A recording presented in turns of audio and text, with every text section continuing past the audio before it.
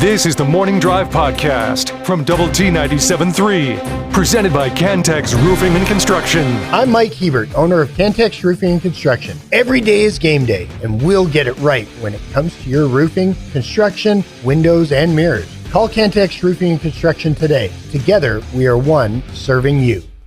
With Jamie Jeff, I'm Chuck. Just to kind of clean up a couple of basketball things.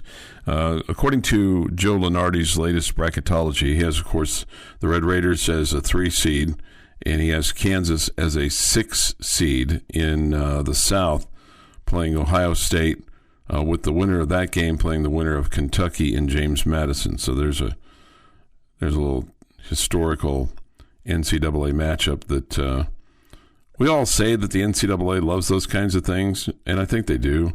And we all say, "Wow, I think they conspire to do those kinds of things," and maybe they look ahead at those matchups a little bit, but we shall see. Texas Tech right now is in the East, playing in the Denver Regional against Utah Valley, and of course, if the Red Raiders were to win, Jamie, and Texas were to win, then those two teams would meet in Denver, and again, a little historical matchup, obviously, between the Red Raiders and the Longhorns.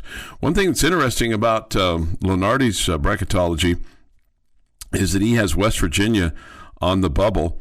He also has them as among the last 4 byes in, along with Texas. The last 4 in include Oklahoma and Arkansas. The first 4 out include North Carolina and SMU, but of course, all of this is conjecture until we get to Selection Sunday, which is I think it's going to be 2 weeks from Sunday. Okay, so be aware of that's coming down the pike.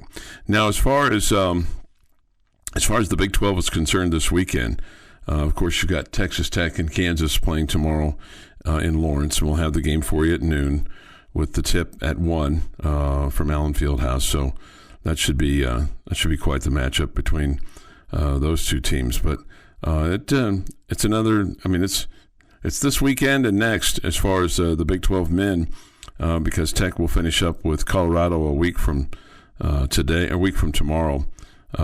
With regard to that, Lady Raiders will finish up at home today against Colorado, and then. Or tomorrow against Colorado, and then head to the Big 12 tournament after that. I think the big one in the Big 12 this weekend is that evening game at Iowa State with Arizona and Iowa State. That's a fun little matchup there with two teams that are right around the Red Raiders in the standings.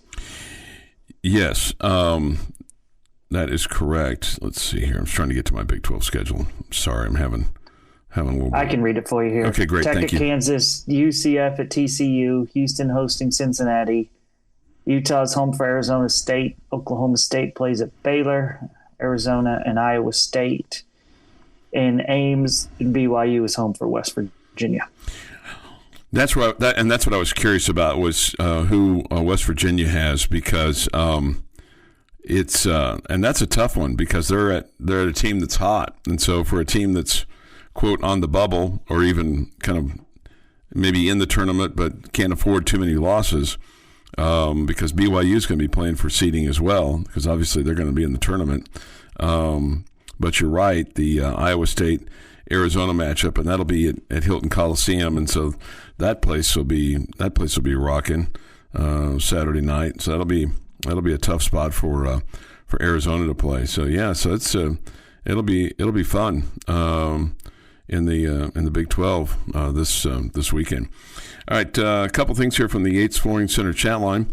Congratulations to the Nazareth Swiftettes winning their 26th state championship yesterday. Absolutely. That's awesome. That's incredible. I mean, when you just think about it, the mamas of the mamas of the mamas of the mamas that have all won, state championships. They beat Saltillo 53-31. So I don't know if I'm saying that right or not, but they won. So who cares who they played, right? New Home was also a winner yesterday over Groover. 63-29. Friendship plays tonight against Denton Guyer. That'll be a 7 o'clock game on Sunny 97.7. It's a regional finals, Jamie. It's a, I mean, they've big deal. It is a big deal because, Yep. Okay, so help me with this new format. So they win this game, then they're playing in the state semis. Is that right? Correct. Okay, Correct. so they're 2 wins away for playing for a state championship, and man, getting to the regional finals is outstanding. And then, man, putting yourself in a position then when you'd play for the right to play for state. What kind of chance do you give them tonight against Denton Guyer? I think this one's a toss-up. Okay, so it's like you need everybody to show up and get off the bus with a lot of vim and vigor and hitting shots and hitting threes and defending and not turning over. All those things are really important today. But that's a great achievement there for Friendship. But they don't want to be satisfied. They want to go even further. We get this. Jamie, bet red today, black tomorrow, and enjoy your winnings on Sunday. Well, the team's wearing red tomorrow. Okay, that's what I was going to ask you. Yeah, not today. So I'm not sure if that's the way to go or not. Okay. Are they wearing the black tops today, or do you know? I just was told gray, red, gray. Gray, red, gray. I don't know if the tops will be black or not, but we're the road team on Friday and Sunday and the home team on Saturday. Yeah. Somebody says this from earlier. Actually, Lake Mead has dropped to dangerously low levels in the last 10 years. Yeah, and there were some places around there where they were, the lake was dropping so low that like cars and things like that were, being found in there. Yeah, yes. Being found in there, and then bodies in trunks and stuff like that. So, be careful if you're around that area. With regard to the Tech-Kansas matchup and my comment on some of the KU guys, we get this. Those guys Chuck is talking about now will have career days against us. And then there's an angry emoji at me for that. That's not good.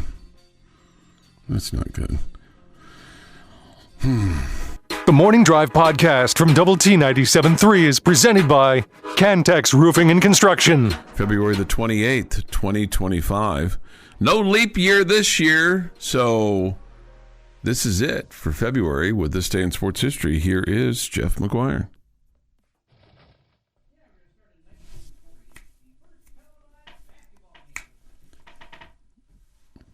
Going to start in 1940. First televised basketball game took place. Okay.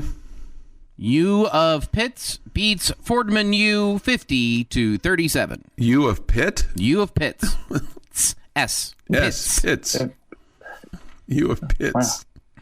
Who was doing that game? Do you know who the broadcasters were for the game? Steve Pitts. Oh. Because that was funny. Chuck would have really enjoyed it, not as much as he would have enjoyed like the selection show to decide which two teams were going to be on television. Mm-hmm. But the game itself would also have been good. Yeah, right. 1966, Sandy Koufax and Don Drysdale begin a joint holdout against the Los Angeles Dodgers. Drysdale? Yeah. Boy, how a franchise has changed. To not paying their two-star players to what they are doing now. Yeah, they're money whipping everybody, aren't they? Paying a lot of star players and doing a good job with it, winning a lot of games. Mm-hmm. Well, Walter O'Malley, who was the owner of the Dodgers, he would only give his manager an annual contract. Walt Alston, I think that's right. I think that's the right manager. But anyway, the bottom line was he was only on a year-to-year deal.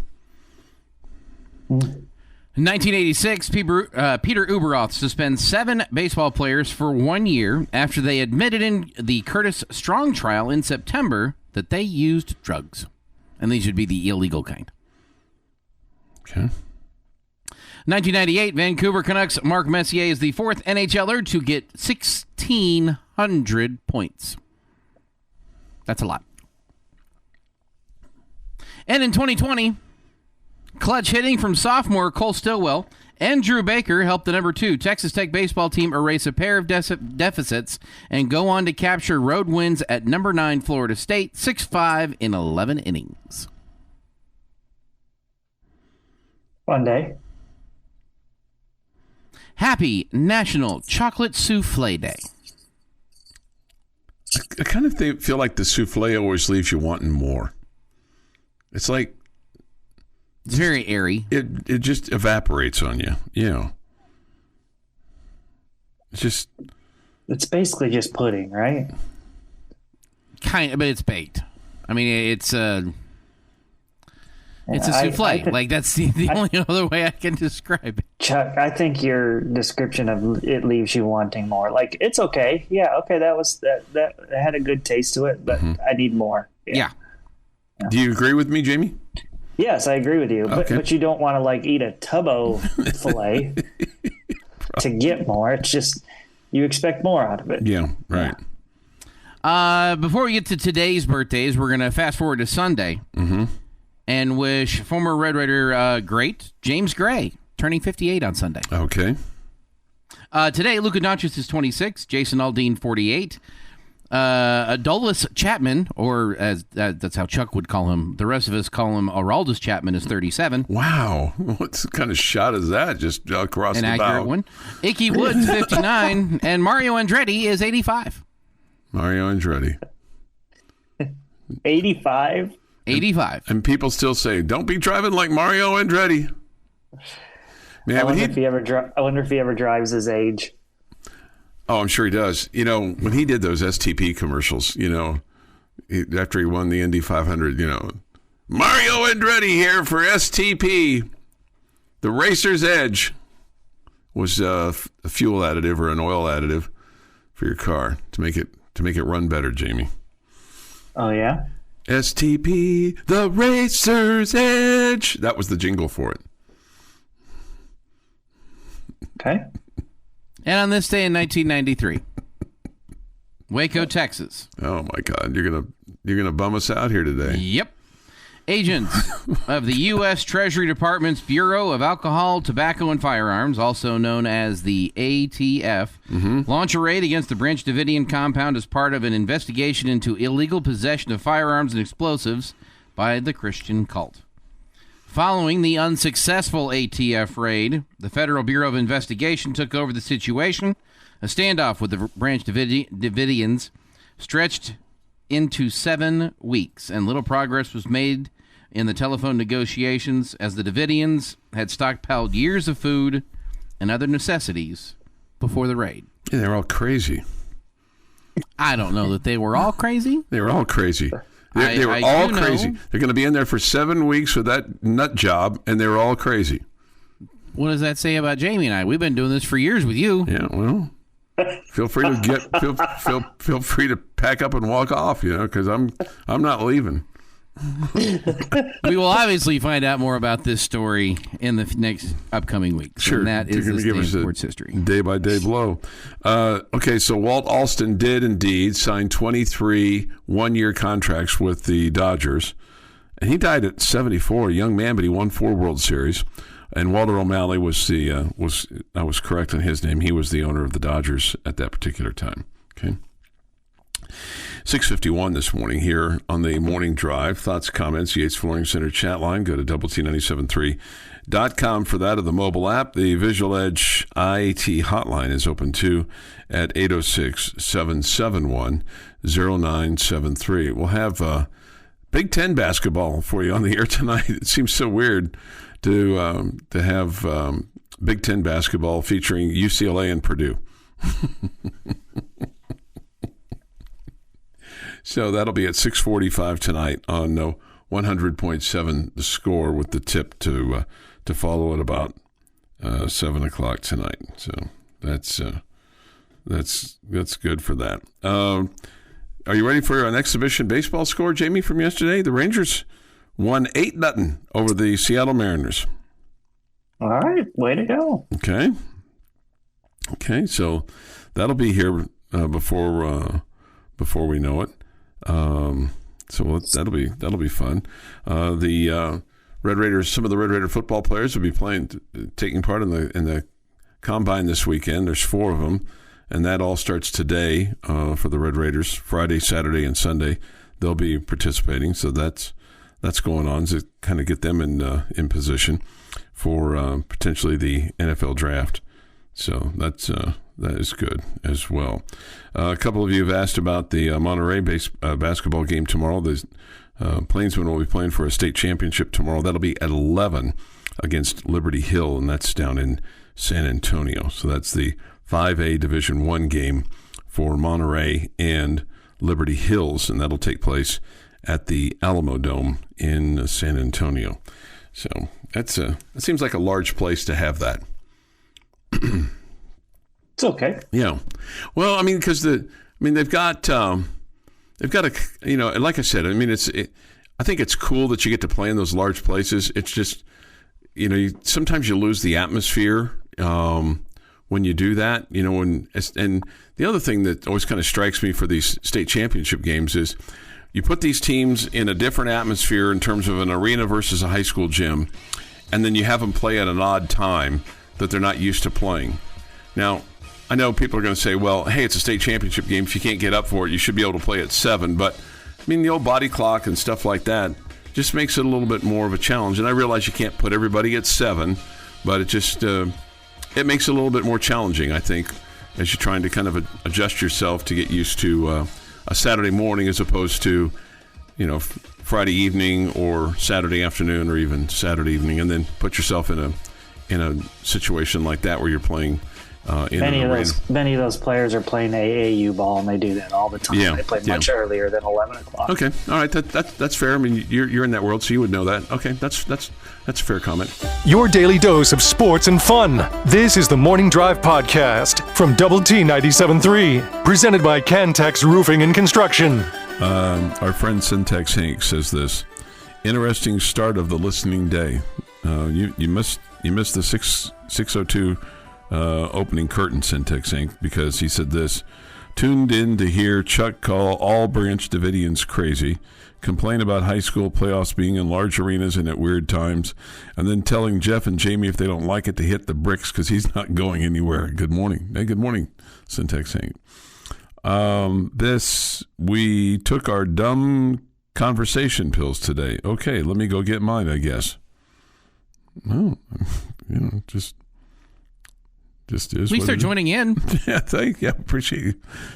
How does Chuck handle it when he is in his own head? No, there is times when I just gotta tell myself to keep going. No, I do get inside my own head sometimes, but I've learned to not take no from somebody that can't say yes. So that's me. So I gotta overcome my inner demons, Jamie, from time to time. And we all have them, right? We all have them. I just assume so. I can't speak for everybody. I'm just going to say I do. Yeah. Hey, I was going to... Especially when I'm playing sports. Yeah. So here's a sports question for you, Jamie. A legitimate one. Wow. Okay. Let me tighten my belt. Here we go. Legitimate sports question for you. Who would you say... In your opinion, or it could be the player's opinion in terms of how you see it, or the coach's opinion, and it might be different answers.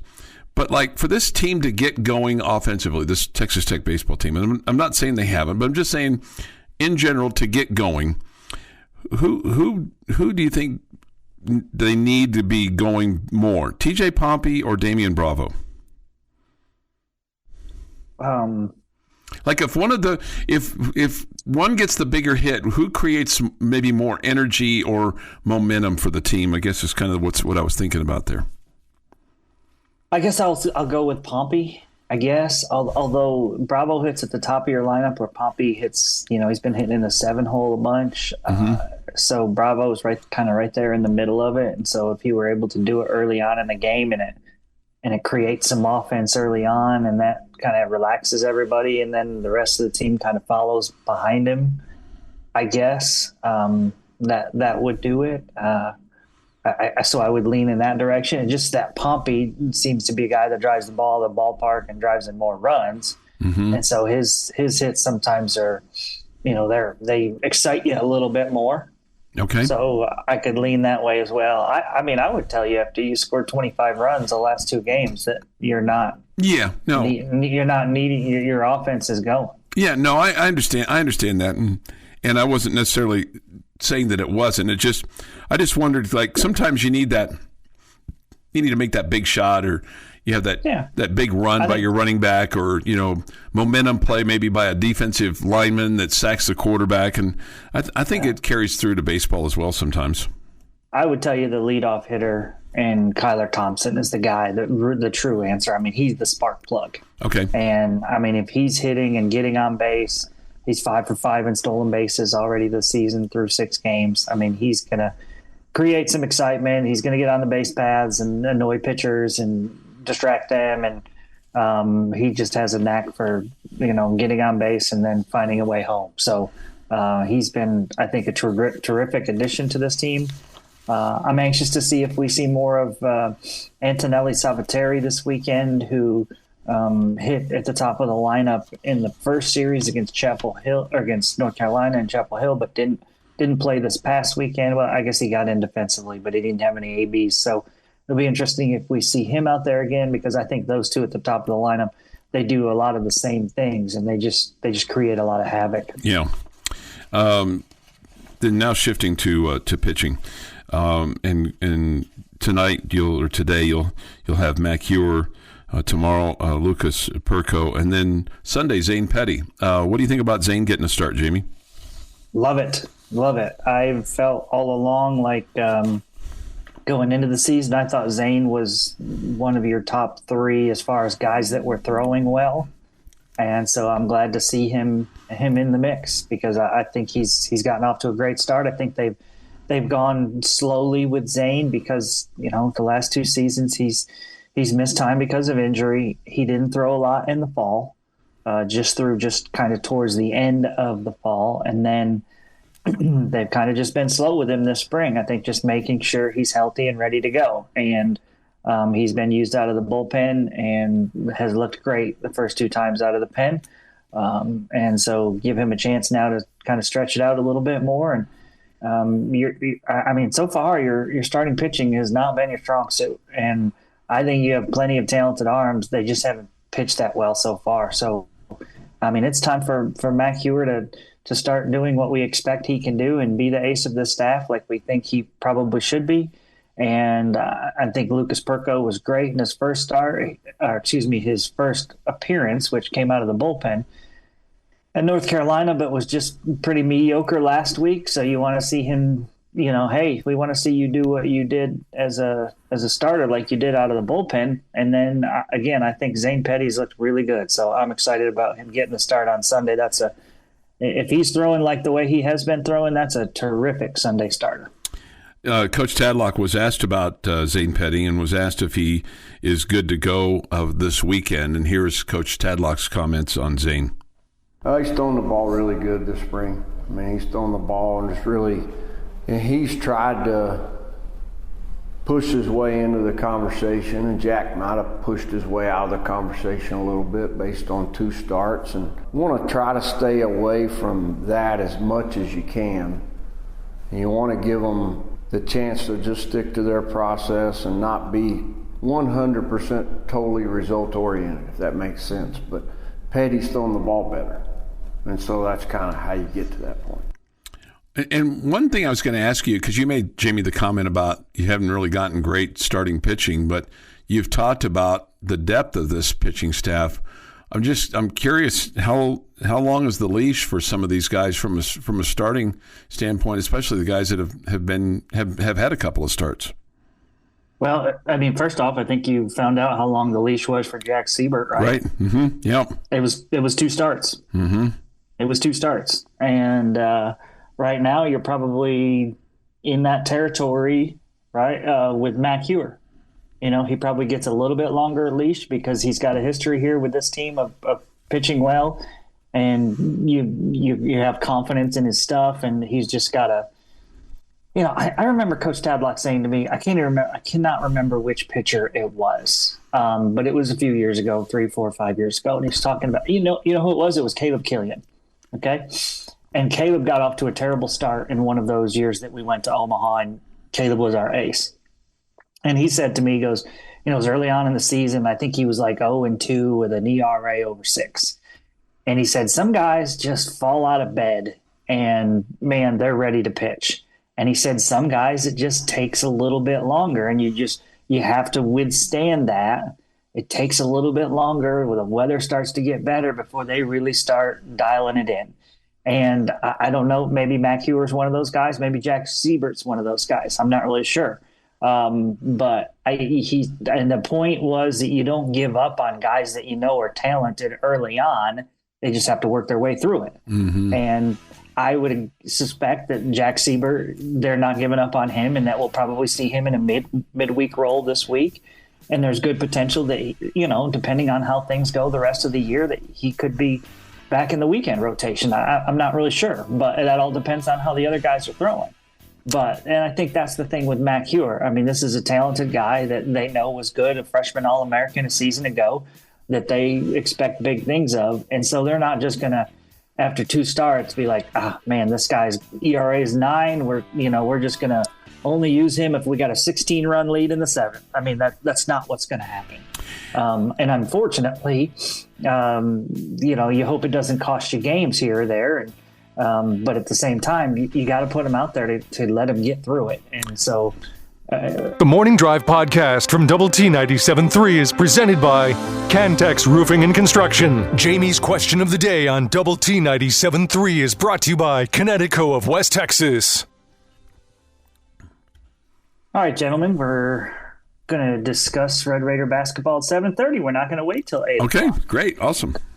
Because my question for you today is, if you don't have your second and your third leading scorers, a.k.a. Chance McMillan and Darian Williams, for this game tomorrow against Kansas, who has to step up big time and give you more than they normally give you?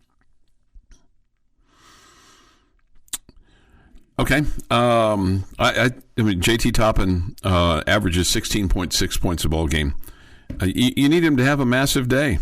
You need him to potentially hit free throws and hit his points in the paint, and get his rebounds, because he leads this team in defensive rebounds with 102. I think it's critical not to give Kansas second chance points opportunity, especially with Dickinson. And then from an offensive standpoint, the rebounding wise, he's second on the team behind Federico. So I think a bigger game out of Toppin just overall. So if he could elevate his game to where he's at, I don't know, 21, 22, 23 points, and then finds his way into 10 rebounds, a double-double, that'd be huge. And then I think you're going to have to get a big game out of Elijah Hawkins, and he is third on the team in made threes. Christian Anderson has 34. He leads them. Then Chance McMillan with 33 is second, and then third is Elijah Hawkins. So for Elijah Hawkins, what do we got here? 17 games, and he's at 32 threes. He's probably going to have to make 3 or 4 threes for you tomorrow, and be at his percentage, which is 35%. So I'll say if he could get 4 threes tomorrow, and JT has a double-double, I think it's a great day for the Red Raiders tomorrow. Any other players you want to mention? You said 2. No, I did not. Oh, I thought you said 2. I'm sorry. Okay, then scratch what I said about Elijah Hawkins, and I'll just stay with JT Toppin, double-double, 23 points, 10 or 11 rebounds, and he has to have a big game. I thought you said 2. Sorry. The key phrase that I'm sticking with that Jamie brought in this question is step up. JT Toppin, to me, has already stepped up and been the leader of this program. I got you, but I think he's going to elevate. That's the reason I'm not picking him. Okay. I need Federico to step up to the plate. And I need him to be the presence down low that we thought he was going to be. That we've seen some flashes from him, both offensively and defensively. And I also think it's, I don't want to say easier, but it's easier to get 12 or 14 out of somebody that's giving you 6 to 8 than trying to get 40 out of somebody that's giving you 22. So give me Federico. Two good answers. I think you guys know what I think is the most important position on the court, and it is the point guard, because a good point guard makes your offense run, or it kills its ability to run.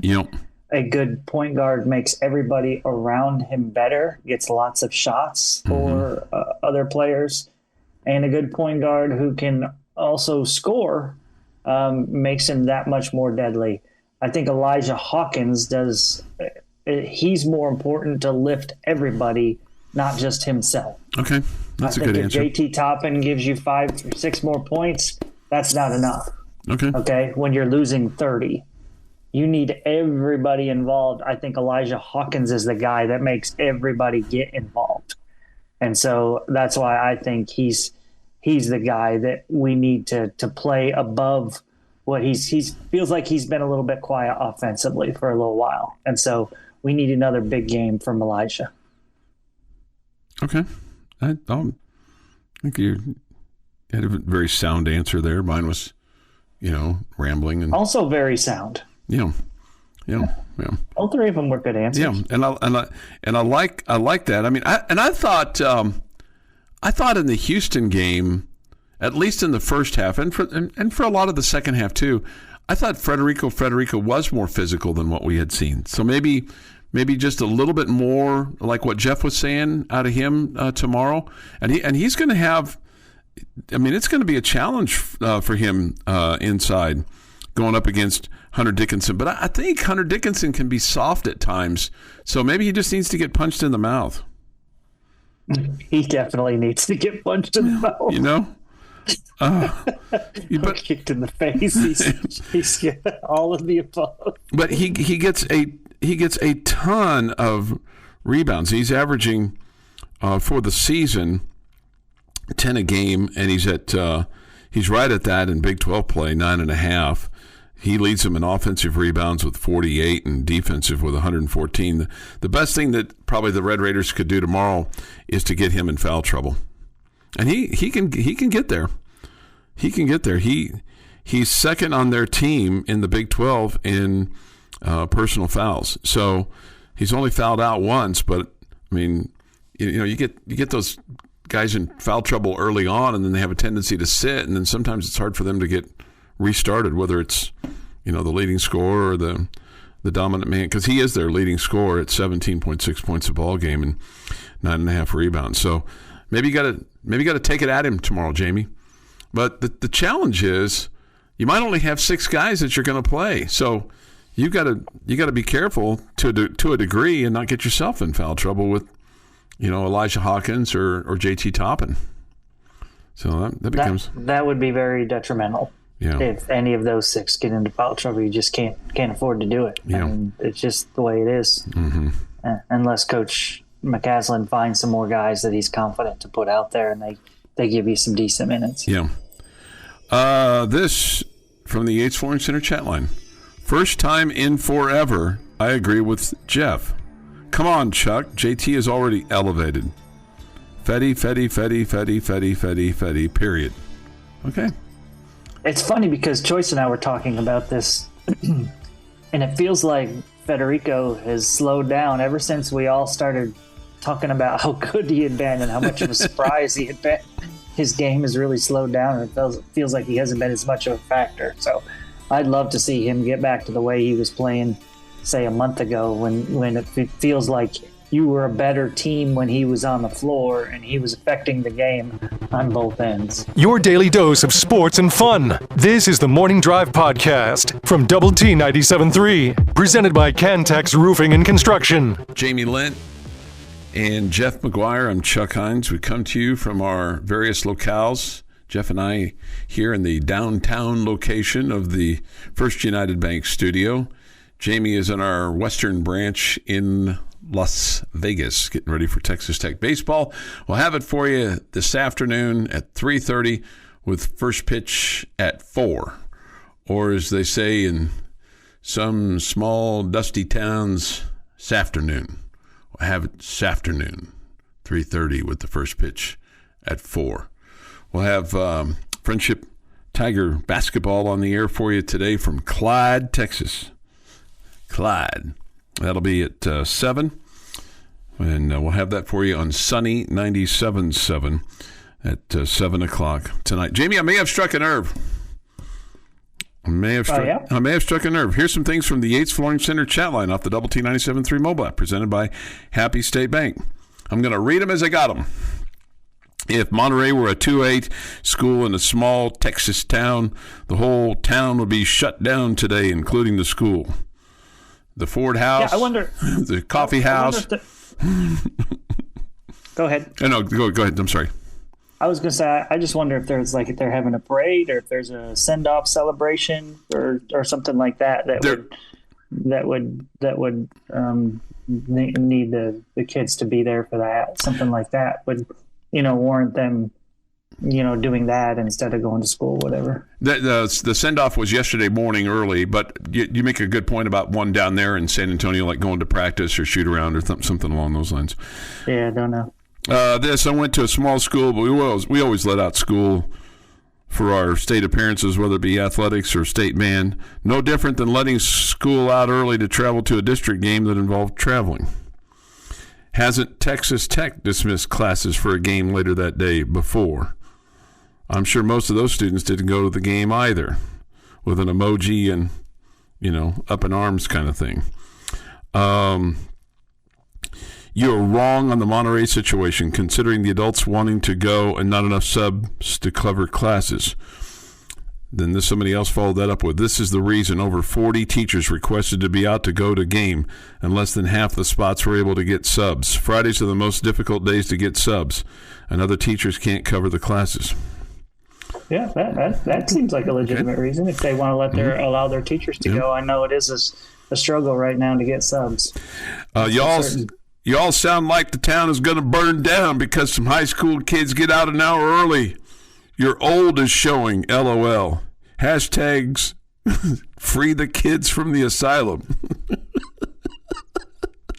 That was me that said the asylum.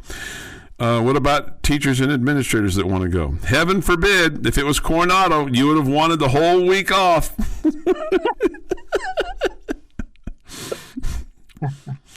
Let me get this. Lubbock Christian girls won their semifinal game yesterday. Finals is today, and boys have semifinal game this afternoon. How about the teachers in admin, Chuck, in all caps? That was yelling at me. Good God almighty. Okay. Hey, I'll tell you what. Just shut it down right now so they can go down to the Riverwalk for lunch. Okay. Let's see here. Shutting down whole town, including school, is definitely a small, in quotation, ritual. Small town ritual. Sometimes the staff members would like to go watch the game. Okay. Definitely get off my lawn take, not having enough teachers and admins to cover classes. Also, if a couple hundred kids skip afternoon classes, even if it's an excused absence, that many can impact funding. Plus, you don't want to drive in the hill country at night with all the deer. Morton ISD has no school on Fridays. Okay, send your kids there. Paul says, keep them hooligans in school. Yeah, wrong here, Chuck. Okay, wow. Oh, man. I didn't think such a comment was going to elicit such a passionate response, Jamie. But, man. Somebody says this, if you don't want to be yelled at, don't say stupid things, Chuck. You must be new here. Come on, Chuck. Did you not see the backlash over the kids getting out early? That from Bucky. Well, Jamie, I'll just have to check that one up in the right-hand column for a loss for me, that comment. But it's all right. I mean, they're there probably is some legitimacy to the teachers wanting to go. You're probably right about that. Again, as I said before, 95% of the kids being let out are not going. Yeah, right. Okay. I'll stand by that probably too. 95% of those kids probably never went to a Monterey basketball game that was played at home this year to watch the girls team. Okay. But I think it's completely legitimate that if the teachers want to go, and I'm sure there's a higher percentage of teachers that want to go compared to the kids, that seems like a legit reason to me. Yeah, it does. All that seems legit, right? All that seems legit. All right. Red Raider basketball tomorrow. They take on Kansas. It's a noon tip, 1 o'clock broadcast time. It's a noon broadcast time, 1 o'clock tip tomorrow. I guess the biggest concern right now is who of the two, if any, are going to play between Darion Williams and Christian Anderson, right? Darion Williams and Chance McMillan. I keep saying that wrong. I'm so sorry. That is totally on me. Okay. And I don't think you need to say I guess. That's definitely a major question. Yes, right. Yes. It's not I guess. It is a major question. And boy, if Christian Anderson were out too, then man, we just might not even get on the plane today. But he's available. He's more than available. So he's fine. And he's averaging, 10.6 points a game in Big 12 play. I think the comment that Jeff made on SportsCenter, and it's obvious because it's right there in front of you, but when you say it out loud, it's so doggone impressive. This team hasn't lost 2 Big 12 games in a row this season and has done extremely well on the road, winning at Utah, winning at BYU, winning at Kansas State, winning at Cincinnati, winning at Houston in overtime. I'm going in chronological order. Winning at Oklahoma State, and obviously you have the loss at Arizona and the loss at TCU. But man, you sure hope you get it's a big one tomorrow. And then they have one more road game against Arizona State, and then finishing up on the year and this at home. So we'll see. We'll see what I guess they play Colorado next Wednesday at home, and then they finish up on the road at Arizona State. But at any rate, this has been the Morning Drive Podcast, presented by Cantex Roofing and Construction. Check out our library of Double T 97.3 podcasts at doublet973.com.